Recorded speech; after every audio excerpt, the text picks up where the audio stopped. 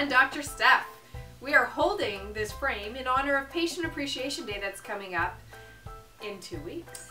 And what's so funny about what you just said is that it's no longer a day. It's actually a week.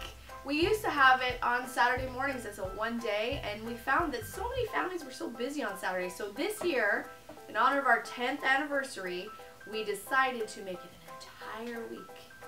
It's going to be fun. There's going to be food, prizes.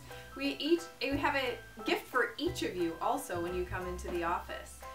Do not miss your visit that week. Nope. You will miss your gift. Then it's gone. And we'll also have an opportunity for you to do video testimonials, and you will be handsomely rewarded for telling your story. It's really important that other people who are not in our office understand some of the benefits about why they need chiropractic care. You'll also get a chance to use this great Instagram frame if you want to. So pictures, videos, we'll Food have and lots fun. going on. Yep. Come and see us May 7th through May 10th. Don't miss your appointment. See you then.